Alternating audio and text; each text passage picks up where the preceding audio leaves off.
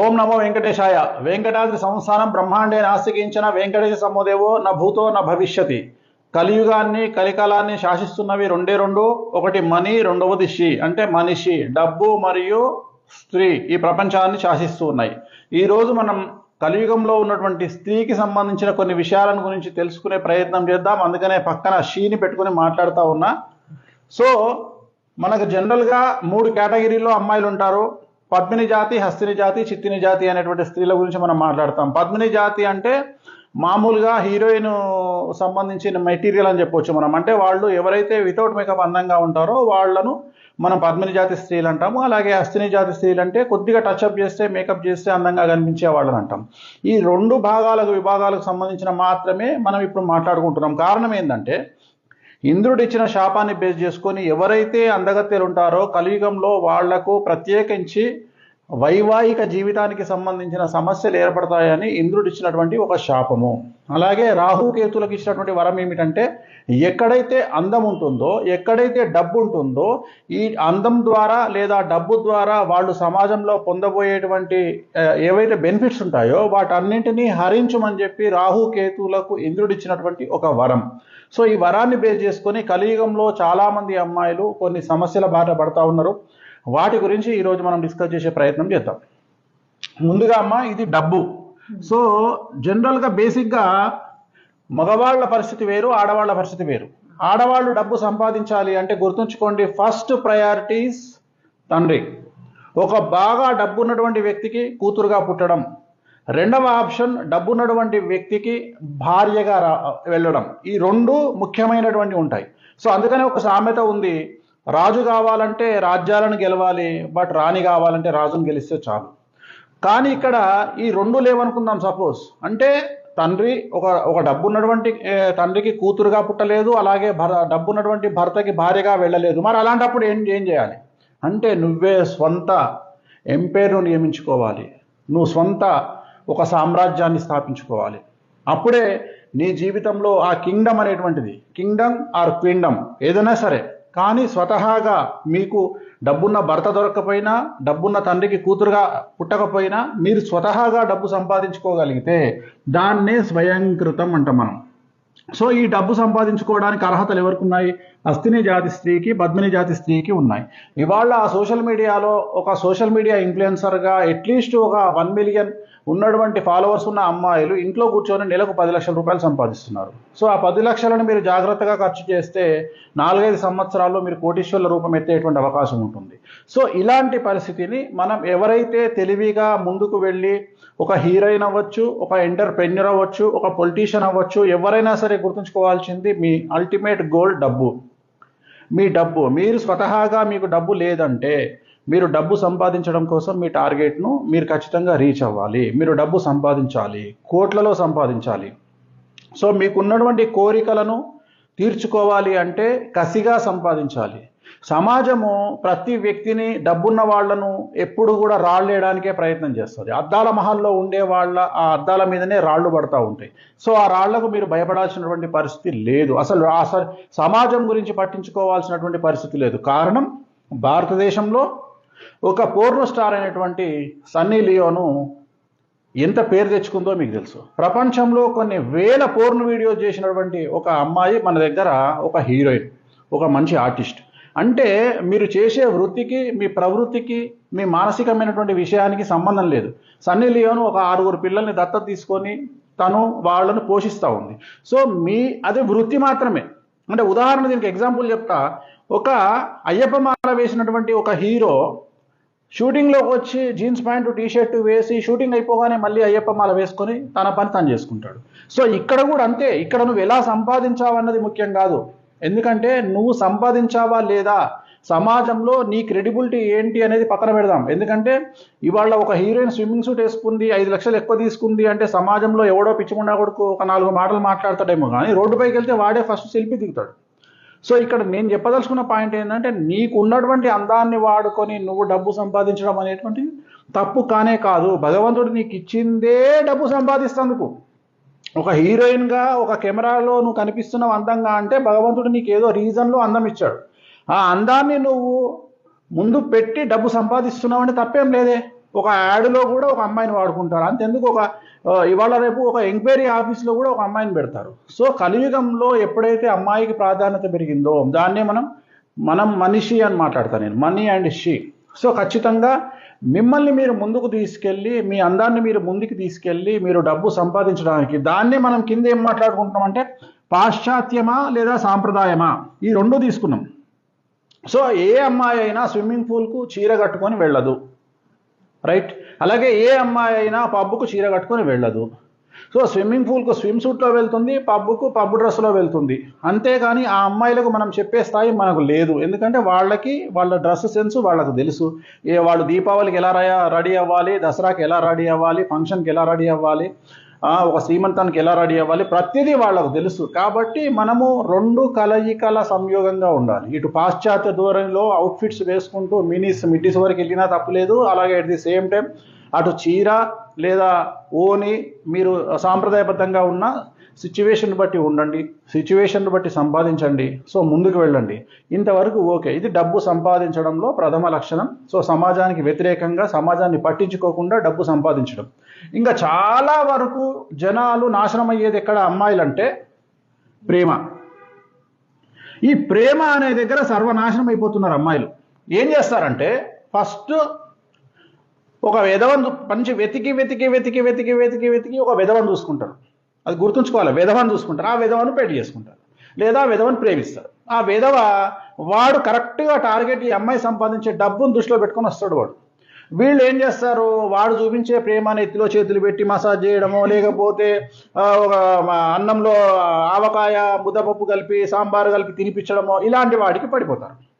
పడిపోయిన తర్వాత అంటే ఇక్కడ ఏమవుతుంది, ఇంట్లో తల్లిదండ్రులు ఈ అమ్మాయిని సరిగా పట్టించుకోకపోవడం, తల్లి తండ్రికి ఉన్నటువంటి వ్యక్తిగతమైన సమస్యల వల్ల వాళ్ళ లొల్లిలో వాళ్ళు ఉండిపోవడం, కరెక్ట్గా ఇదే టైంలో ఈ అమ్మాయిని ట్రాప్ చేయడము. వీడు ఏం చేస్తాడంటే వీడి అమ్మాయి డబ్బుల కోసం వచ్చిన విషయం ఈ అమ్మాయికి అర్థం కాదు. ఫస్ట్ ఈ అమ్మాయి కష్టపడి యాంకరింగ్ చేసో, హీరోయిన్ చేసో, ఎంటర్ప్రెన్యూర్ ఏదో రకంగా పాపం నానా కష్టాలు పడి అమ్మాయి డబ్బు సంపాదించుకొని ఒక కారు కొనుక్కొని, ఒక ఫ్లాట్ కొనుక్కొని, ఏదో ఇంత కష్టపడి ఏదో మొత్తం మీద సర్వైవ్ అవుతూ ఉంటుంది. ఈ టైంలో వాడు ఎంటర్ అయ్యి లైఫ్లోకి వాడు ఫస్ట్ రాగానే ఈ అమ్మాయికి ఏం చేస్తాడో 10 లక్షలు పెట్టి ఇన్స్టాల్మెంట్లో ఒక కారు ఇప్పిస్తాడు. ఆ అమ్మాయి దగ్గర కారు ఉండగా ఈ అమ్మాయి ఏమనుకుంటుంది, వీడు నా గురించి ఇన్ని ఇప్పిస్తున్నాడు కదా అని ఈ అమ్మాయి సంపాదించిన కోట్లు వాడికి సమర్పించుకుంటుంది. ఈ అమ్మాయి రోడ్డు మీదకి వచ్చిందని తెలిసిన తర్వాత వాడు నమస్కారం పెట్టి చల్లగా జారుకుంటాడు. ఇదే కదమ్మా జరిగేది. సో అప్పుడు ఈ అమ్మాయికి జ్ఞానోదయం అవుతుంది, అబ్బా నేను మోసపోయినా అని. తర్వాత వచ్చే మంచి వాళ్ళందరినీ రిజెక్ట్ చేస్తూ ఉంటుంది. సో ఫస్ట్ వచ్చిన దరిద్రుడిని బేర్ చేసుకొని తర్వాత వచ్చేటువంటి మంచి వాళ్ళందరినీ రిజెక్ట్ చేస్తూ ఉంటుంది. సో అందుకని ప్రేమ వ్యవహారం ఏం అవసరం ఉంది, అసలు ప్రేమతో పని ఏముంది? నేను అనేది ఏంటంటే మీ దగ్గరికి వచ్చేవాడు there is no real love, there is only calculated love. ఈ అమ్మాయి ఏం సంపాదిస్తూ ఉంది, ఈ అమ్మాయిని నేను ప్రేమిస్తే నాకు బెనిఫిట్ ఏముంది, ఈ అమ్మాయి నా క్రెడిట్ కార్డు బిల్లులు కడుతుందా, ఈ అమ్మాయి నాకు డబ్బులు ఎంత ఇస్తుంది, ఈ అమ్మాయి దగ్గర నుండి నేను సంవత్సరంలో ఎంత సంపాదిస్తా, ఇవే ఆలోచనలతో మగవాడు చాలా వరకు, నేను మాట్లాడేది 90% ఎక్కువగా నేను మాట్లాడేది, మళ్ళీ అండర్లైన్ చేసి చెప్తున్నా, నేను మాట్లాడేది పద్మిని జాతి స్త్రీ, అస్థిని జాతి, అంటే ఎవరైతే అందగత్యాలు ఉంటారో, ఎవరైతే ఫోటోజెనిక్ ఫేస్ ఉంటుందో వాళ్ళ గురించి మాట్లాడుతా ఉన్నాను నేను. ఇంకొక జాతి ఉంది, అది చిత్తిని జాతి. వాళ్ళకి ఏంటంటే చాలా మంచి భర్తలు దొరుకుతారు, వాళ్ళ ఫ్యామిలీ బాగుంటుంది, జీవితాంతం వాడు కాళ్లకు అడుగులకు మడుగుదొస్తూ ఆ భార్యను చూసుకుంటాడు, అది వేరే లెక్క. నేను మాట్లాడేది ఈ 2 సెక్టార్ల గురించే మాట్లాడుతున్నా. సో వీళ్ళు ప్రేమ పేరుతో జీవితాన్ని నాశనం చేసుకొని సర్వనాశనం అయిపోయి సగం జీవితం మొత్తం పోయిన తర్వాత అప్పుడు వీళ్ళకి రియలైజేషన్ వస్తుంది. ఇక్కడ ప్రాధాన్యత ఏమిటంటే ఆడవాళ్లకు ఏజ్ అయిపోయిన తర్వాత, అందం పోయిన తర్వాత ఆడవాళ్ళకి ఇంపార్టెన్స్ ఉండదు. అందుకని మీరు ఏం అచీవ్ చేసినా సమాజంలో, ఈ ప్రపంచంలో మీరు ఏం అచీవ్ చేసినా డబ్బు సంపాదించాలంటే మీ అందం ఉన్నప్పుడు, మీ వయసు ఉన్నప్పుడే మీరు సమాజంలో మీకు రెస్పెక్ట్, దాన్ని బేస్ చేసుకొని మీరు సంపాదిస్తారు. సో అది అయిపోయిన తర్వాత మిమ్మల్ని ఎవరు పట్టించుకుంటారు? అందుకని డబ్బుకు ప్రాధాన్యత ఇవ్వండి. అలాగే ప్రేమ అనేటువంటి దాన్ని దూరం పెట్టండి. కలియుగంలో ఒరిజినల్ ప్రేమ దొరకదు. నిజంగానే మీకు ప్రేమ కావాలనుకుంటే పెళ్లి చేసుకున్న తర్వాత భర్తను ప్రేమించండి, నష్టమేం లేదు. మీ దగ్గర కావాల్సినంత డబ్బు ఉంటుంది కాబట్టి ఎలాంటి వాడైనా మీకు మణిగి ఉండే అవకాశం ఉంటుంది. ఎందుకు అంటే డబ్బున్న చోట ఆటోమేటిక్గా ఓర్పు అనేది ఉంటుంది. సో మిమ్మల్ని చేసుకున్నవాడు, భర్త అనేవాడు మీ డబ్బును చూసి, మీ యొక్క లగ్జరీ లైఫ్ను చూసి వాడే కాంప్రమైజ్ అయ్యి మీ దగ్గర ఉంటాడు కదా. సో వాడిని ప్రేమించండి. అనవసరంగా ప్రేమ పేరుతో మీరు సంపాదించిన కోట్ల రూపాయలు నష్టపోకండి. సో ఇది రెండవది, అన్నిటికంటే ముఖ్యమైనటువంటిది ప్రకృతిపరమైనటువంటి విషయాలు. దీంట్లో వచ్చేది ఏంటంటే నెలసరి. సో నెలసరి అంటే మెన్సెస్ అనేటువంటిది ప్రస్తుతము భారతదేశంలో చాలా సమస్యలకు, అన్నిటికంటే ముఖ్యం విడాకులకు, కుటుంబ కలహాలకు తావిస్తున్నటువంటిది నెలసరి. సో నెలసరిలో ఏమవుతుంది అంటే ఆడవారికి హార్మోనల్ ఇన్బ్యాలెన్స్ అనేది ఏర్పడుతుంది. At the same time anxiety disorder అనేటువంటిది ఉంటుంది. అంటే మానసికంగా వాళ్ళు ఉన్నటువంటి స్ట్రెస్, అంటే ఉదాహరణ, ఇంతకు ముందు ఆడవాళ్ళు ఇంటికి పరిమితమై ఉండేవాళ్ళు, వాళ్ళకు అప్పచెప్పినటువంటి కుటుంబ బాధ్యతలు, కుటుంబ పిల్లల్ని పెంచడము, వాటిల్లో వాళ్ళు శ్రద్ధ వహించి వాళ్ళకు ఉండేటువంటి స్ట్రెస్ను అంతవరకు బ్యాలెన్స్ చేయగలిగేవాళ్ళు. కానీ ఇప్పుడు ఏం జరుగుతుంది, మగవాడితో పాటు సమాజంలో బయటికి వచ్చి ఉద్యోగ బాధ్యత నిర్వహణ లేదా వ్యాపార దక్షత ఇవన్నీ అయిపోయిన తర్వాత ఇంటికి వచ్చి భర్తకు చేయాల్సినటువంటి మర్యాదలు, ఇది అయిపోయిన తర్వాత మళ్ళీ పిల్లలకు చేయాల్సినటువంటి సపర్యలు. సో ఇవన్నీ చేసేటప్పటికీ వాళ్ళకు ఉన్నటువంటి కెపాసిటీ 100 అయితే వాళ్ళు 1000%ను షో చేయాల్సినటువంటి పరిస్థితి. సో అప్పుడు ఏమవుతుంది అంటే బ్లాస్ట్ అయిపోయి, బ్యాలెన్స్ తప్పి, మానసికంగా డిప్రెషన్లోకి వెళ్ళిపోయి, యాంగ్జైటీలోకి వెళ్ళిపోయి, హార్మోనల్ ఇన్బ్యాలెన్స్లోకి వెళ్ళిపోయి, థైరాయిడ్ ప్రాబ్లమ్స్ రావడము, అనవసరంగా లావ్ అయిపోవడము, పిల్లల్ని కన్నా తర్వాత ప్రకృతి ధర్మంగా వాళ్ళు లావ్ అయిపోవడము, లేదా ఇతర ఆరోగ్యపరమైన ఇబ్బందుల వల్ల లావ్ అయిపోవడం, వీటన్నిటికీ కారణం ఏమిటి అంటే నెలసరి. నెలసరి నుండి పీసీఓడీలు వచ్చి, యూట్రస్లో ప్రాబ్లమ్స్ వచ్చి, ఓవరీస్ బ్లాక్ అయ్యి, ఇవన్నీ రావడం వల్ల మానసికంగా వాళ్ళు డిప్రెషన్లోకి లోనవుతున్నారు. ఈ భారతదేశంలో ఏ ఒక్కరైనా, ఏ ఒక్క భర్త అయినా, ఏ ఒక్క తమ్ముడు అన్న కానీ, ఏ ఒక్క తండ్రి కానీ నెలసరిలో బాధపడేటువంటి అమ్మాయిలను అర్థం చేసుకొని వాళ్లకు సహకరించి, వాళ్లకు కౌన్సిలింగ్ ఇచ్చి, కనీసం వాళ్ళ కోపాన్ని అర్థం చేసుకునే మగవాడు ఉన్నాడా? ఎక్కడన్నా మీకు అనిపిస్తున్నాడా? లేడు. ఎందుకంటే నెలసరిలో కూడా నువ్వు టీ ఎందుకు లేటు తెచ్చినావు అనేటోడే, అన్నం ఎందుకు చేయలేదు అనేటోడే, టిఫిన్ ఎందుకు పెట్టలేదు అనేటోడే, లేదు అమ్మాయి కోపంగా ప్రవర్తిస్తే, భార్య కోపంగా ప్రవర్తిస్తే, తల్లి కోపంగా ప్రవర్తిస్తే అర్థం చేసుకోలేనటువంటి మూర్ఖపు మగవాళ్ళు ఉన్నటువంటి భారతదేశంలో ఎవరైనా ఒకళ్ళు కనీసం ఈ సిచ్యువేషన్ ప్రకృతి ధర్మంగా ఆడవాళ్ళకి ప్రాబ్లమ్స్ ఉన్నాయి, నెలసరిలో ఈ ప్రాబ్లమ్స్ ఉన్నాయి, నెలసరిలో ఒక హీరోయిన్ ఒక సినిమా సాంగ్ చేయాలంటే ఎంత కష్టం? ఒక ఆడపిల్లగా అడుగుదాం, ఎంత తల్లి, ఎంత కష్టమవుతుంది? చాలా కష్టం. స్కూల్కి వెళ్ళాలంటే, కాలేజీకి వెళ్ళాలంటే, ఆ కాలేజీకి వెళ్ళే సందర్భంలో నెలసరి సమయంలో కాలేజీకి వెళ్ళాలంటే ఎంత కష్టం? అంటే ఒక రకమైన ఇన్సెక్యూర్డ్ ఫీలింగ్ ఉంటుంది. వెళ్తుంటే సమాజంలో మనల్ని ఎవరైనా చూస్తున్నారా, నా కండిషన్ ఏంది అనే ఆలోచన ఉంటుంది. సో అయినా కానీ వాళ్ళ కాంపిటీషన్లో మగవాళ్లతో సమానంగా, ఈ పదాన్ని మనం వాడద్దు, ఎందుకంటే ఆడవాళ్ళు ఎక్కడో ఉన్నారు, మగవాళ్ళు ఎక్కడో ఉన్నారు, సమాజంలో వాడే మాట ప్రకారం చెప్తున్నా.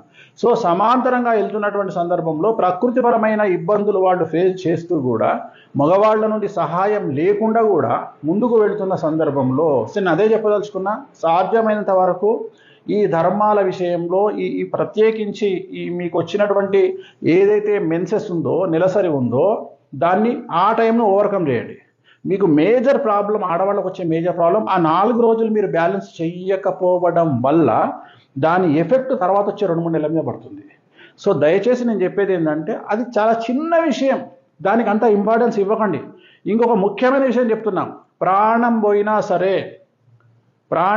సరే నెలసరిని ఆపడానికి ఎటువంటి మందులు వాడకండి.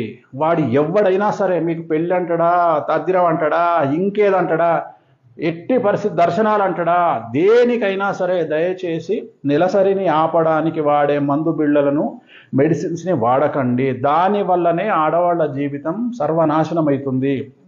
దానివల్ల మీకు పీసీఓడీలు రావడము, యూట్రస్ దెబ్బతినడము, సంతానంలో సమస్యలు రావడము, ఇన్ని రకాల కష్టాలు ఏర్పడతా ఉన్నాయి. సో దయచేసి అర్థం చేసుకోండి. మీకు పెళ్లిళ్ళ కోసమైనా సరే, బంధువుల కోసమైనా సరే, చాలామంది చెప్తుంటారు, మేనమామ కొడుకు పెళ్ళి ఉంది, మేనత్త బిడ్డ పెళ్ళి ఉంది, నువ్వు కావాలంటే నీకు డేట్ ఉంది కాబట్టి టాబ్లెట్లు వేసుకొని, వాళ్ళదేం పోయింది వాళ్ళు చెప్తారు. అవసరం లేదు, వాళ్ళు మీ ఇష్టం, వాళ్ళు తీసుకెళ్తా అంటే తీసుకెళ్ళమనండి, లేదు అవాయిడ్ చేసి ఎక్కడికైనా వెళ్ళండి, కానీ ఎట్లాంటి టాబ్లెట్లు వేసుకోవద్దు, దానివల్ల చాలా సమస్యలు వస్తాయి. సో ఓవరాల్గా ఇప్పుడు మనం మాట్లాడుకున్నటువంటి వీటన్నిటికీ మీకు ఎందుకు సమస్యలు వస్తాయి అంటే, ప్రత్యేకించి గుర్తుంచుకోవాల్సింది, మీ జాతకంలో శుక్రుడు, కుజుడు, గురువు 6, 8, 12, 7. At the same time anxiety disorder, నెలసరి సమయంలో సమస్యలకు చంద్రుడు, కుజుడు, గురువు 6, 8, 12, 7. సో ఈ పొజిషన్లో కనుక మీ జాతకంలో ఈ గ్రహాలు ఉంటే మీ జాతకంలో ఈ గ్రహాల ఇక్కడ ఈ ప్లేస్లో ఉంటే మీరు సమస్యల బారిన పడే అవకాశం ఉంటుంది. అన్నిటికంటే ముఖ్యము, ఈ జనరేషన్లో మగవాడి చేతిలో ప్రేమ పేరుతో మోసపోయేటువంటి అవకాశం ఉన్నటువంటి అమ్మాయిలకు కారణం ఏమిటి అంటే, ప్రత్యేకించి శుక్రుడు మరియు కుజుడు వీళ్ళిద్దరూ గనక 6వ ప్లేసులో, 12వ ప్లేసులో, 7వ ప్లేస్లో గనక ఉన్నట్లయితే మీరు ప్రేమ పేరుతో కానీ లేదా పెళ్లి పేరుతో కానీ మోసపోయేటువంటి అవకాశాలు ఉంటాయి. కాబట్టి ఇటు సామాజికమైనటువంటి జాగ్రత్తలు తీసుకుంటూ, ఇటు జ్యోతిష్యపరమైన అంశాల పట్ల జాగ్రత్త వహిస్తూ మీరు వీటికి సంబంధించినటువంటి రెమెడీస్ చేసుకొని సమాజంలో డబ్బే ప్రాధాన్యతగా ముందుకు వెళ్తారని ఆశిస్తూ, ఓం నమో వెంకటేశాయ.